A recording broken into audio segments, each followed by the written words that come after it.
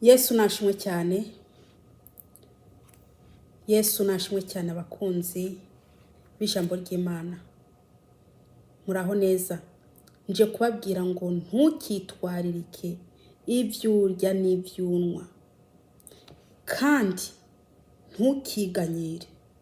Ni witwaririke iby'ubwami bw'Imana. Haleluya. Yesu nashimwe cyane. Uyu munsi twasoma ijambo ry'Imana riri muri Luka 12 ku murongo wa 28 tugeze kwa 31. Yesu nashimwe cyane. Luka igice 12 ku murongo wa 28 tugeze kwa 31. Yesu nashimwe bene data. Imana yo mu ijuru ntago ishaka ko wewe witwaririka ibyurya n'ibyunwa, ahubwo ni witwaririke iby'ubugingo budashira. Ni witwaririke iby'ubwami bw'Imana, kubera ko ni witwaririka iby'ubwami ibindi byose bizaza bikurikira ubwami. Akarero ubu n'ubwami hasi haca haza na bya bintu ukeneye, kuko ubwami buca bukurura na bya bintu ukeneye. Haleluya. Dusenga Imana. Data wa twese uri mu ijuru, ndagushima ndaguhimbaje, ndagushima data ukuntu ngiriye neza kugira ngo nganire n'abantu bawe. Uri Uwiteka n'iryo zina ryawe.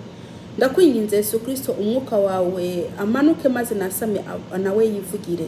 Data ndakoretse abantu bagiye kumviriza ubutumwa bwiza, ubaho umugisha. Mana ndakwinginze ndaboheje Satani n'abadayimoni mu izina rya Yesu Kristo Umunyazareti. Uri Uwiteka n'iryo zina ryawe, nta yindi Mana iriho atari wowe. Mwami ndakwinginze ijuru imanuke maze rinkikuze. Sabye nize kubyumvishije ni mu izina rya Yesu Kristo. Amen. Dusome ijambo ry'Imana.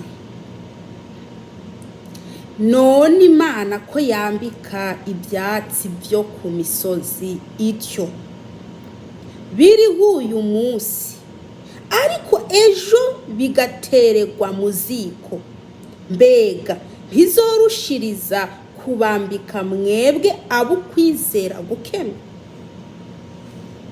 Aha ni ku murongo wa 28. Nimba Imana yambika ibyatsi bibayeho uyu munsi, ejo bigatererwa mu muriro.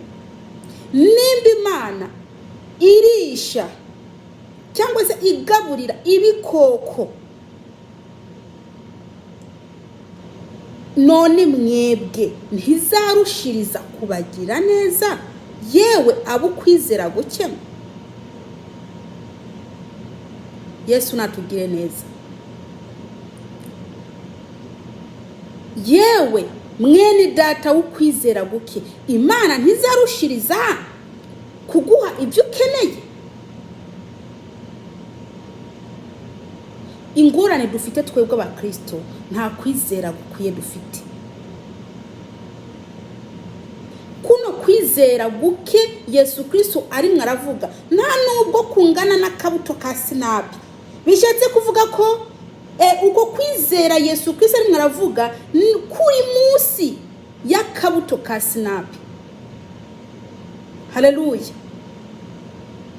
Twebwe abakristo ntago turimo turizera Imana. Imana yo mu ijuru ntago tukiyizera. Mbese turavuga tuti Imana irashobora kumpa ibyo kurya ariko ntishobora kunyambika. Irashobora kumpa inzu ariko ntago yampa amafaranga yo kuyirihira buri kwezi. None se wumva udafite ukwizera guke cyane? Niba tudashobora kumenya ko Imana yo mu ijuru byose biri mu maboko yayo, wumva dufite ukwizera? Mwene data muranyumvise, buriya nimba udashobora kwizera ko iyo ndwara yawe Imana yayigukuraho, wumva hari ukwizera by'ukuri ufite? Yesu natugire neza.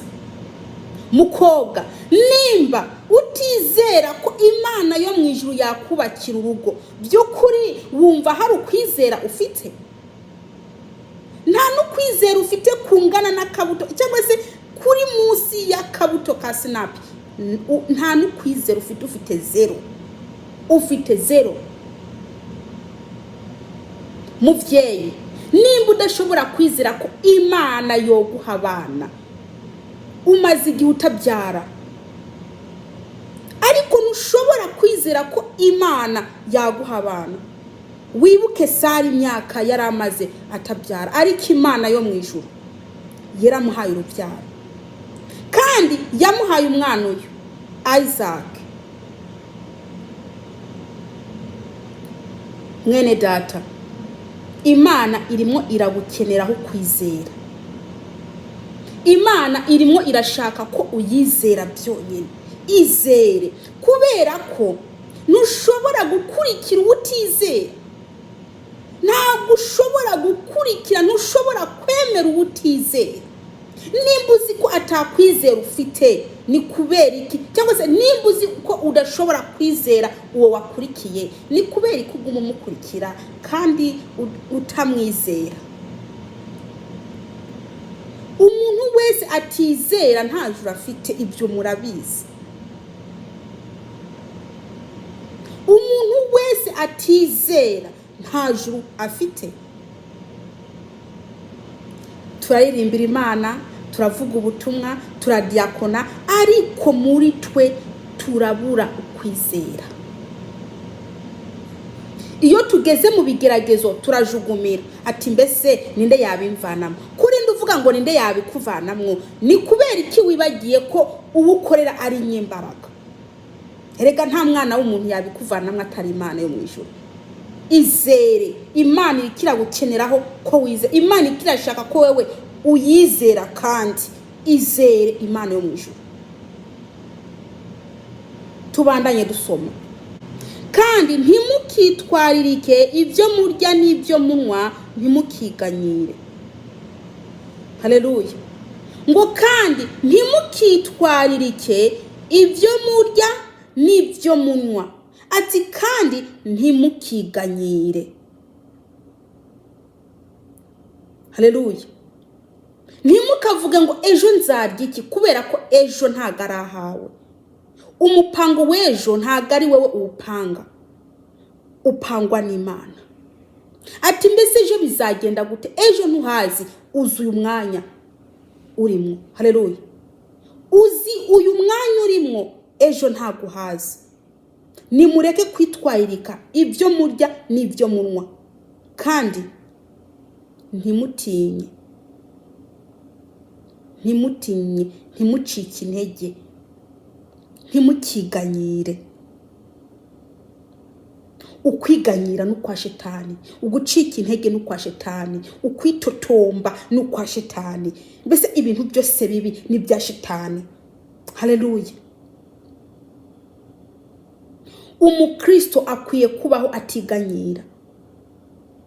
Ikintu cyose kikubayeho utakigize mu ruhara, umenya ko ari ishuye ry'Imana, cyangwa se nimba Shetani aje kukugerageza, bishatse kuvuga ko usenze Imana ibikuraho.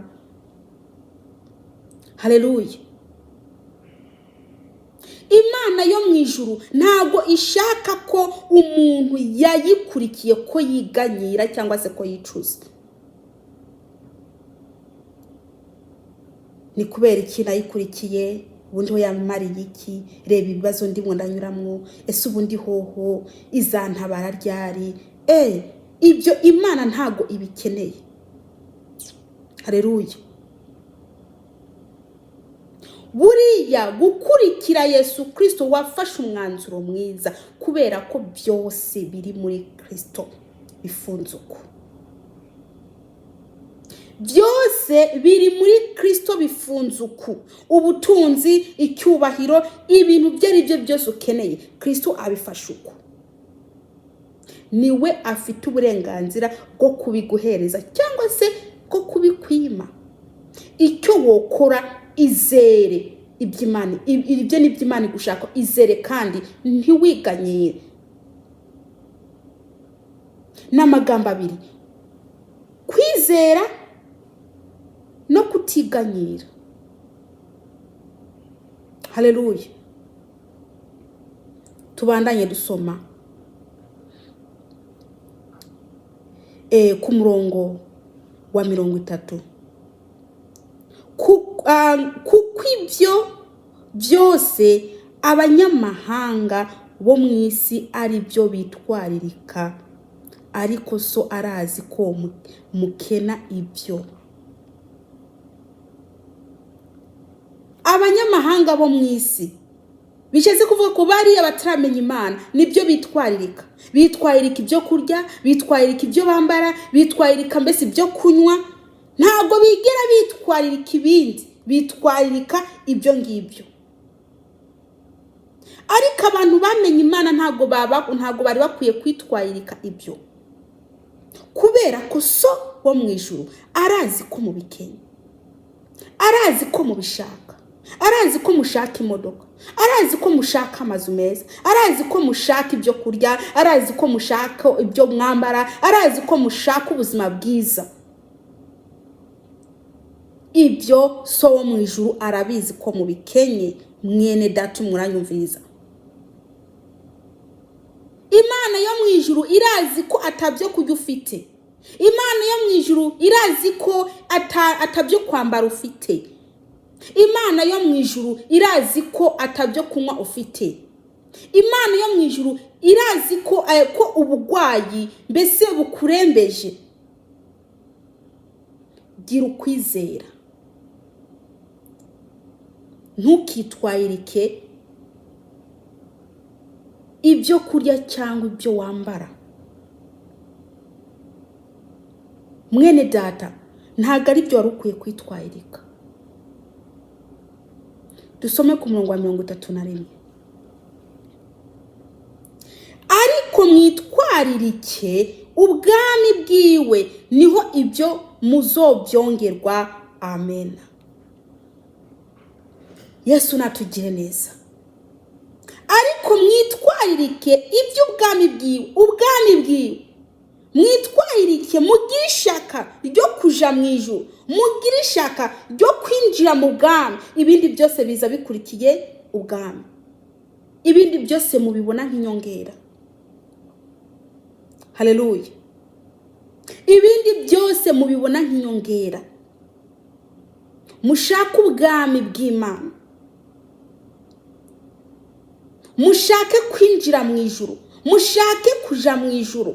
Mureke ibintu bibi muri ko muranyuramo, mureke ibyaha, mureke ubusambanyi, mureke ubucuraguzi, mureke ubujura, mureke uburyarya, mureke ububeshi, mureke ubwibone, mureke ubushakanye. Mushake ubwami bw'Imana. Ibyo musaba byose Imana izabibaha nk'inyongera, ariko mwamaze kuronka ubwami bw'Imana. Nimushaka ubwami bw'Imana. Ubwami bw'Imana nibwo butangira, ibindi byose bikaza mu nyuma. Kubera ko abisi barafite ubutunzi pe, namwe murabizi. Ariko wewe nta uburenganzira ufite bwo kuguma ubiririra, kubera ko so wo mu ijuru arazi kubikeneye. Ntimukitwayirike ibyo kunywa cyangwa ibyo mwambara, kubera ko n'abisi nibyo bafite, barabifite. Ariko nubwo babifite nta mahoro bagira. Bafite amazu meza, bafite ubutunzi bwinshi, bafite ibyo barya n'ibyo bambara, ariko nta mahoro bafite. Umwanya wose baguma bikanga ati baraza kubijana, amafaranga afite baraza kuyajana. Nta mahoro, baguma bafite ubwoba. None mwene data, ibyo ngibyo nibyo ukeneye nawe? Cyangwa wakurikiza iby'Imana iri kirakubwira mushaka ubwami, ibindi byose izabibahereza? Niyo ibahereza, umva, nta kwikanga muzagira, muzaronka amahoro. Muzaronka amahoro, Imana izabibahana n'amahoro. Haleluya. Abantu barimo baragenda gushaka ubutunzi mu rushengero, bariko barashaka ibyo barya bese, ariko ntabwo bashobora kwiyumvira ko buno buzima babuvamo. Ntabwo barimo barashaka nye n'ubutunzi ahubwo bashaka ubutunzi. Ese nimba ushaka ubutunzi ugahakana ubutanga wumva amaherezo yawe arayaye? Icyo ukora ushaka nye n'ubutunzi nawe aguha ubutunzi. Haleluya. Kubera ko wewe utobyiha ntago wobyiha, ariko ubifite niwe yabiguhereza.